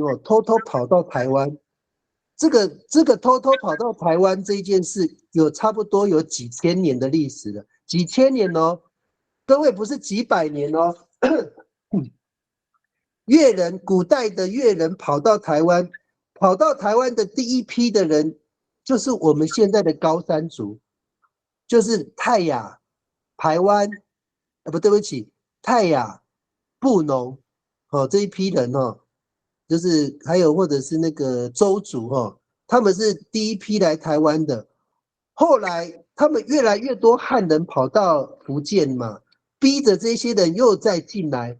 可是我再跟各位讲一遍他们跑进来的福建的汉人跟当地的百越民族的混血，这个叫第一代平埔族。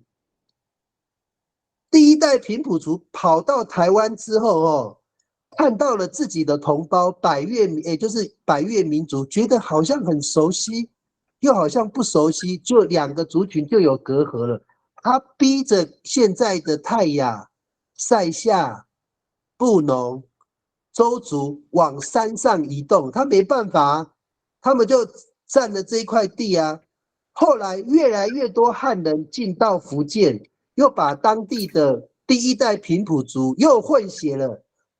这一些平埔族，他带了更多成分的汉人血统，又到了台湾，那看到自己的同胞又像环纳，又像汉人，又把这些人往山上挤。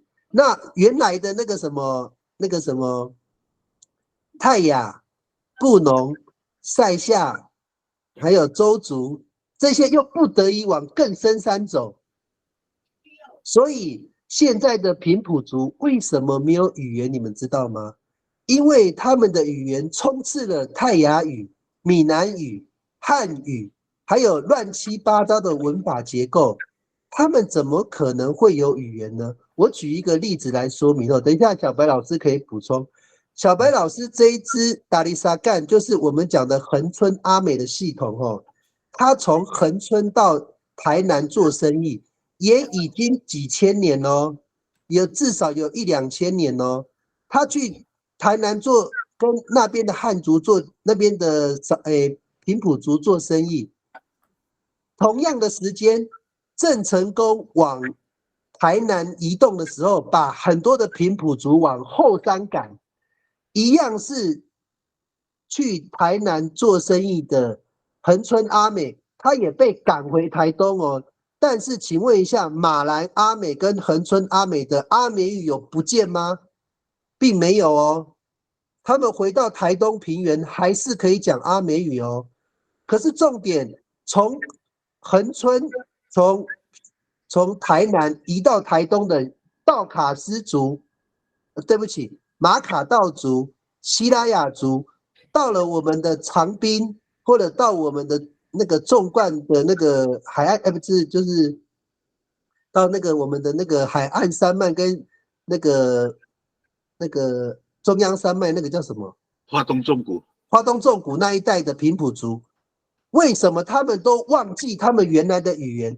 同样的道理，恒春阿美没有忘记，他们却忘记了。然后他们现在跟你讲，他们要复振平埔语、西拉雅语、马卡道语、道卡斯语、巴仔语、巴布拉语，这边奇奇怪怪的语。请问他们有语言吗？如果他们有语言，会跟着恒春阿美回到台东的时候，会把他们的语言带过来。为什么他们带来的是闽南语？大家知道答案了吧？那个我讲那么多不知道有没有听懂那个李老师，如果你把我的话讲得更清楚，你可以再帮我描述一遍。好，刚才凯明讲的在越南对福建这一带的就是白叶嘛，当时第一代进来台湾的就是那个最原始的，我们现在所说的这个泰雅族啊、周族啊、布论。那后来因为所谓中原这一带的人又往这个福建这边再挤，然后就那边就通婚了。他们就是变成平埔族都少些，那一代第二代的这白叶又挤到台湾这一边的时候，一看，这边有很像我们的，好像不太怎么就是那么融合就对了。那这个原始的这个呢，就被挤到山上去了。那这边这些平埔族从这个福建的白叶这边的第二代，后来又有了，那中原这边又开始往福建这边去挤，就跟这边的百越族呢开始这通婚了，又往这边挤，那他们更是没有文字，没有这个语言了，他们完全是讲闽南话嘛。所以你看看那个他们第2代跟第3代到这边以后，怎么会有这个他们原来这个原住民这种话呢？他们都是福建百越的这些人，而且又是跟汉人已经开始在通婚了。外都是胶囊啦，所以就是这种状况之下呢，他们到现在就是没有这个语言嘛。他真正的语言在那里？有多复兴乡，他们才是真正的是百越人，是第1代的人如果是这样讲的话，应该是这样。然后那为什么跟这个布农族又不一样呢？那这个就是可能不一样的族群在这个，因为我听说福建这边有蛮多的这些少数民族，你看蛮多的少数民族可是他们来到这边以后，可能也是不一样的就没有结在一起，就这样分开了嘛。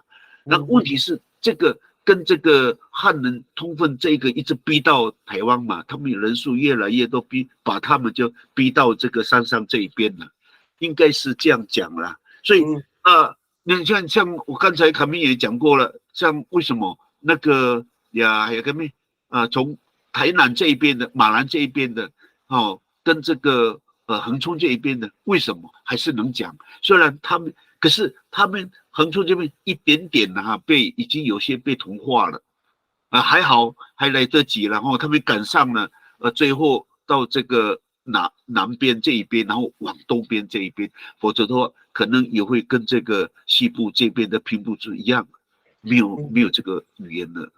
对，我应该这样讲对，好，谢谢那个李老师总而言之，整个逻辑就是说，当恒春、阿美跟马卡道跟西拉雅往东那个台东平原撤退的时候，因为郑成功跑进来了嘛，他们不得不往后山去撤退。结果撤退之后，恒春、阿美仍然可以讲阿美语，但是西拉雅跟马卡道已经在讲闽南语了。所以由此可知，他们的语言早就不见了他们真正的语言就在第1代的身上，就是在我们的高山民族被他们逼到山上的那些族群这样大家理解这整个由来了好，请问那个玉林老师，我有没有回答到你的问题？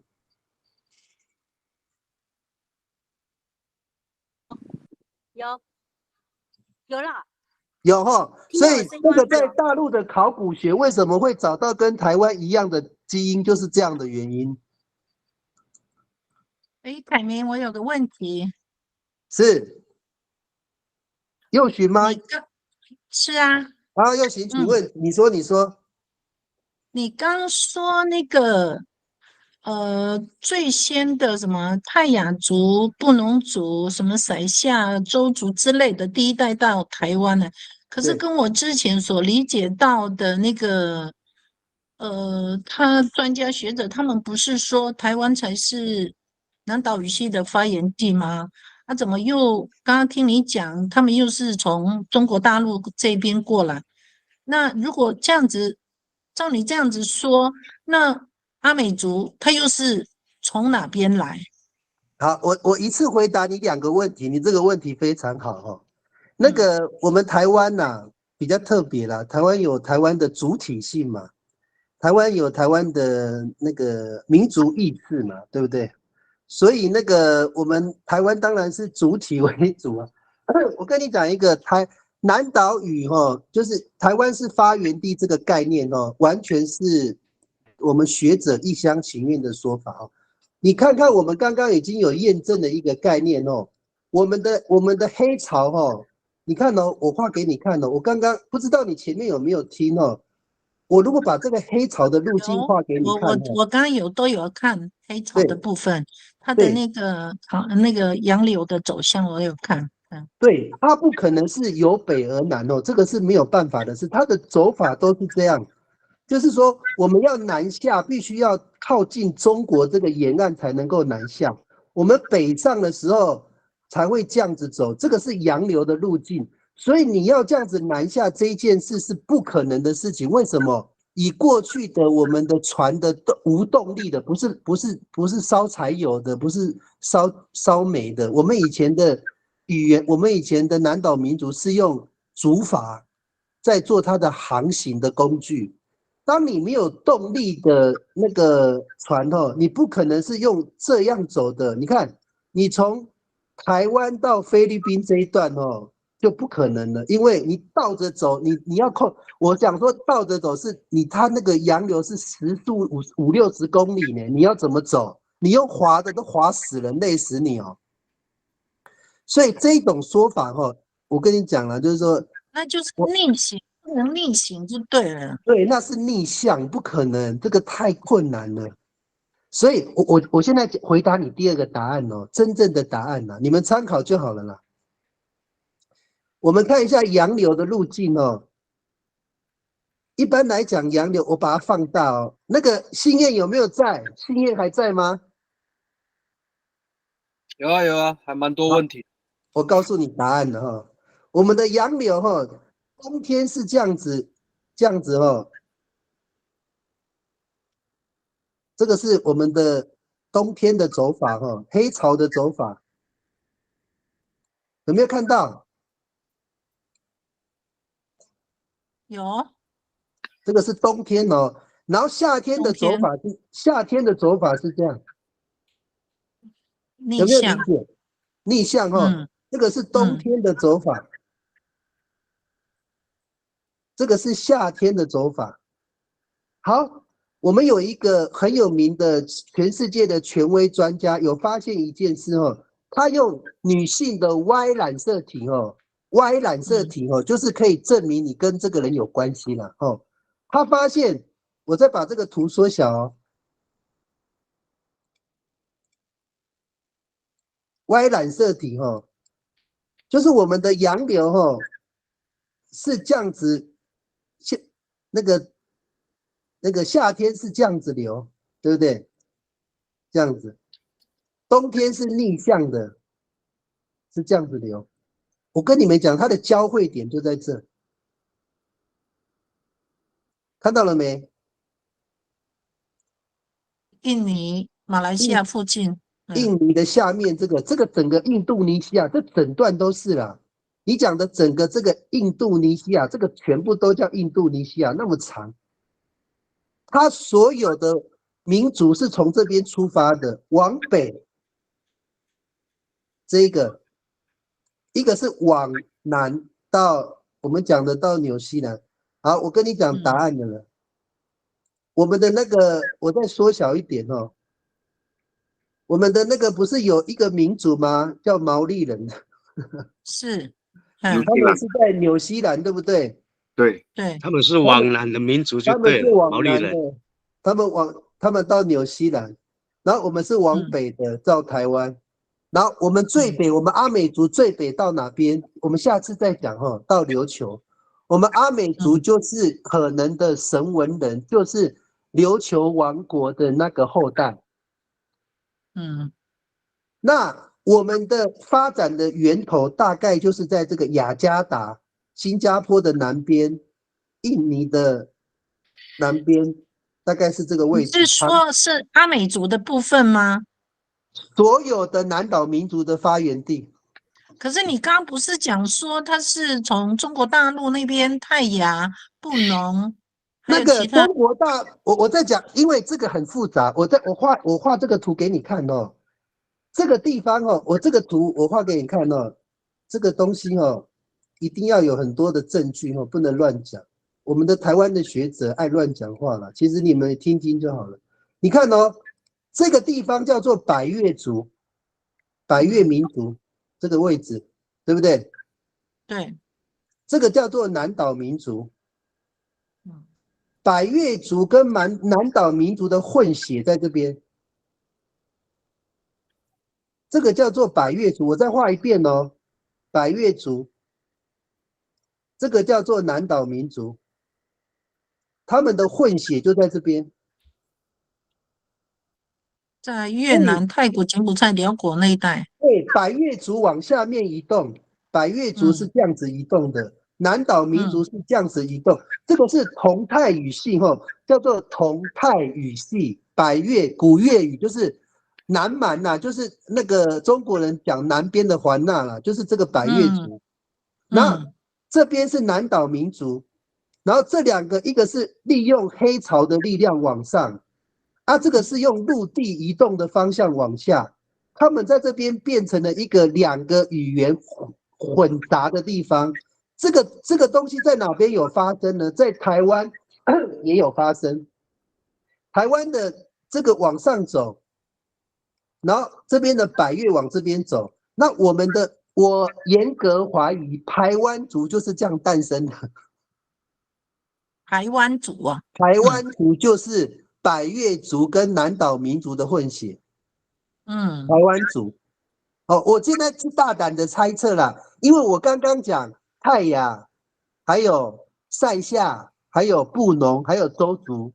我没有讲排湾族哦，我讲的是那个从大陆来的环纳。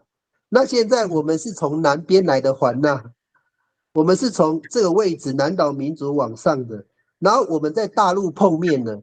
所以排湾族这个民族到底什么时候发生的，我不知道，因为它很难猜。因为我们有跟李老师有猜，因为他的体质比较特别。你看泰雅白白的，塞夏白白的，邹族白白的，台湾怎么那么黑？对不对？台湾族跟卢凯族一样。卢凯族就台湾的一个系统了。卢凯族我们其实台湾卢凯，台湾族好像跟那个毛利人有那个母系的基因，好像是有这样子。都有可能因为这个他们顺着黑潮都有可能碰面现在你这个南岛语系，它本来就是在南岛上面跑来跑去的，它都有可能碰面。所以我回答右巡的问题啦，百越族就是同态语系，还有所谓的那个南岛语系，我们是讲南岛语，还有所谓的汉藏语系，全部在哪边见面了？在台湾。台湾进入了什么？就是这几个语系的混血。已经没关系。我这样回答右巡可以理解吗？可以啦，可以。可以只是说以前听到的跟你说的好像差距蛮大的。我跟你讲啦，也没有人讲，你有看过文献有讲我们台湾的4个那个炼铁的遗址是阿美族的吗？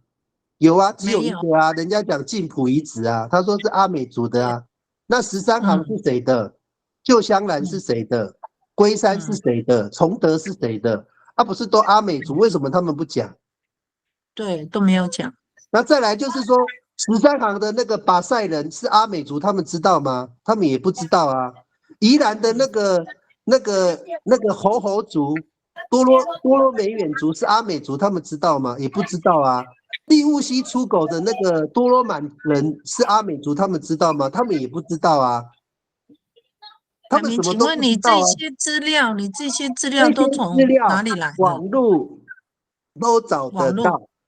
网路都有。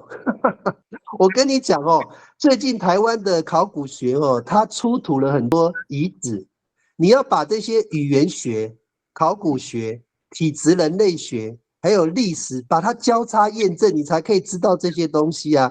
有人提出南岛玉路啊，可是他没有讲南岛玉路是谁走的路啊。你有听过南岛玉路，可是没有听过说到底是谁在这个南岛玉路上做交易啊，都没有人讲啊。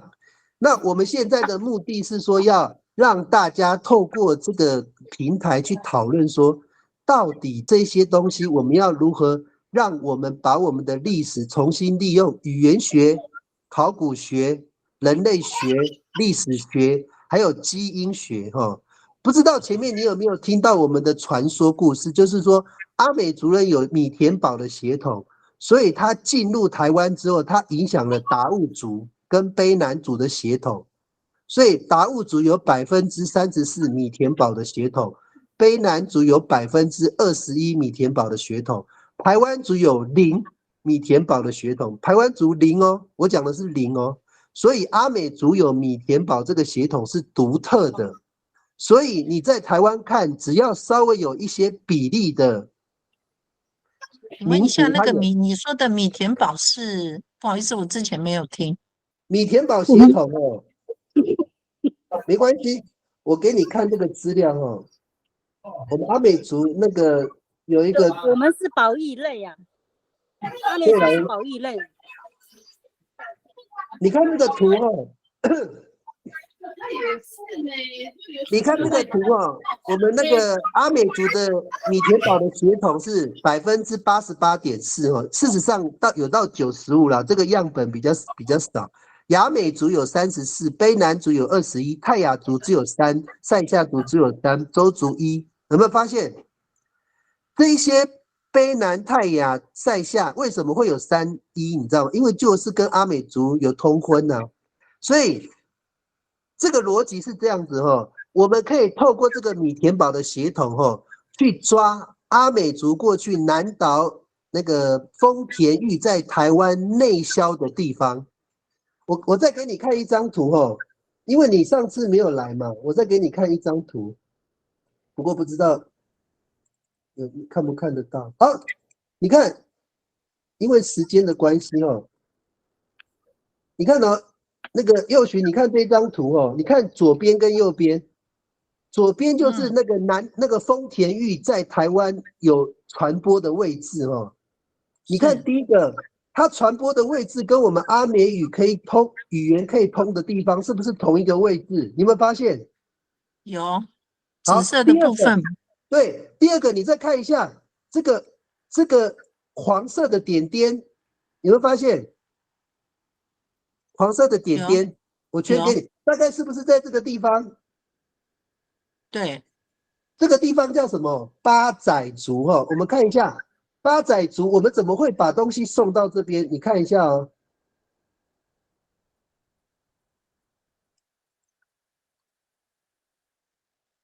八仔族，你看一下，八仔族有多少的米田堡的血统？11.4。所以我们有人去那边米嘎巴富入赘呀。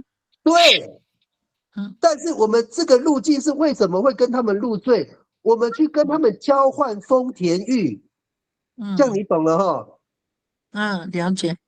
我跟你讲，有太多秘密，台湾的学者没有办法这样研究了，因为这个要跨很多领域，你要有考古学，要有什么体质人类学。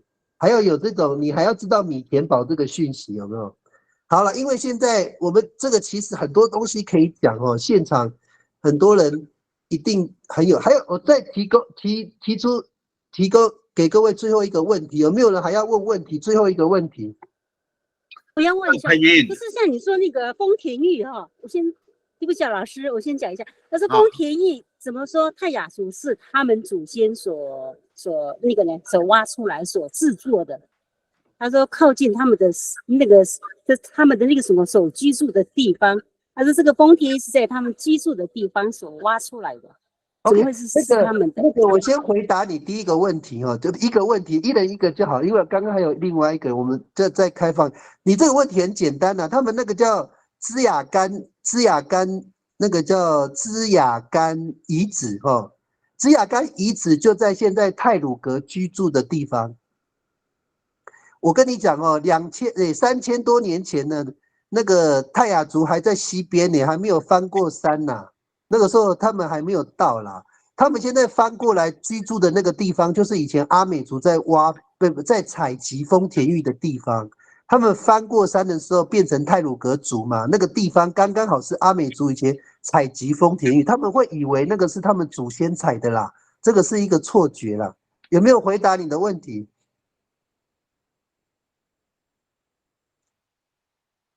玉林老师 OK 齁？他说他们都很可以，难怪那个考古学家说他们很怀疑那个不是他们的，应该是属于阿美族的。那个不是啦，我这个很久以前就讲，他们很慢才到东部啦，泰雅族没有那么快到东部啦。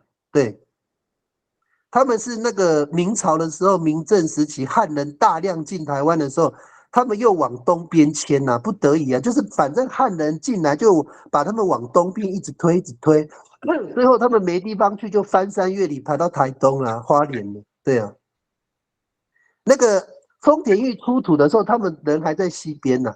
对，好，还有谁要问问题？刚刚我记得有一个人要问问题，还有谁？我了哈，可以。是你把这个我们阿美族习惯的这个食物把记录了，好，对，那是不是可以查得出来这些遗址里面他们的这些年代的遗址里面，在南洋这边是不是有吃这个法基洛了？因为在他们社会学这一边，他们都有讲说，我们的法基洛跟那边的法基洛，它的年代是有差距的。他说台湾这边法基洛是最久的，然后一直往东边这边走，那然后最新的大概就是现在的夏威夷。对，你这个法基洛看看查看是不是可以，没有问题。那如果知道了，我们就知道这个途径了，加上一个证明啦。好，谢谢老师哦。那我做下最后一个结论哦，大家看这张图哦，你看右手边就是我们讲刚刚那个印度尼西亚哦，它总共有17506个岛屿啊，17506个岛屿。总共有300个以上的民族，总共有742种语言哦。大家有没有看到？这里面就是阿美族的发源地哦，绝对不是从我们的语言，绝对不是从台湾分到南边的。如果台湾现在有16种语言，其实16种撒奇莱雅跟阿美语啊，还有那个噶玛兰那个西拉雅，就是同一个语系嘛。16种语言可以变成742种语言吗？你们光用大脑想就知道不可能的事情嘛，一定是多的语言往少的语言地方传播嘛。那我知道台湾人很重视台湾主体性的论述嘛，那你们自己要有能力判断，这个我提供的资料都是正确，没有乱添油加醋的，都是具体的资料。所以你们看看，我们阿美族人是从哪边发展的？再来那个信燕哦，就是说，如果我们要一起那个去寻根的话我们大概要寻根的位置就是在印度尼西亚跟婆罗洲的这个中间这一块我们的祖先大概是来自于黑潮的交汇地点。黑潮往北跟往南的交汇地点，这个就是我们阿美族最有可能的发源地了。信燕可以吗？我觉得很可以呢，很可以哦，超可以的。我们以后就一起坐飞机去那边寻根看看有没有人在那边讲跟我们的话很像的。凯明，他那里有原住民吗？雅加达。原住民是一个概念其实你应该说那边有没有跟我们讲相同语言的民族啦？这样完全相同吗？爪哇人啊，可是你知道吗？凯明，我们的语言好像很接近，带有英文外国人的语言。没关系，这个我们下次讨论这个那个阿美语的部分呢。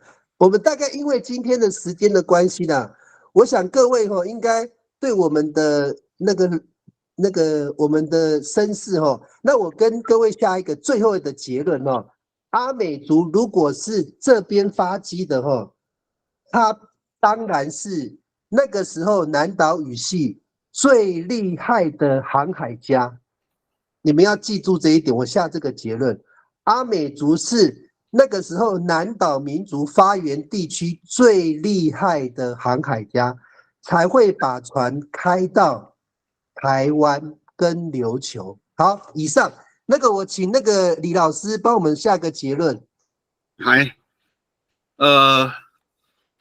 那我们 Tuloy kita to ni orakat no toas. Ang sa kapanaan kita haw nanay sa Israelita ami kilim na ito'y hagya ko laluadan. Ta ma puarat kunini u uruas no toas itiya iho. Ato ni onarakat nira anini tumitingilan ni tahaw. Ta taturus sana haw matatama 那就是我们过去祖先的路径啊。我itu ku pagkapi tapi ay ito niya mi sangaan mi kingkiwanita. Pakai ni kita nanay ya palu cerita kami haw yo fadat yo haw na sa Israelita ami kirim o halaluadan no to asita. Haw hanap kira. 好，谢谢老师。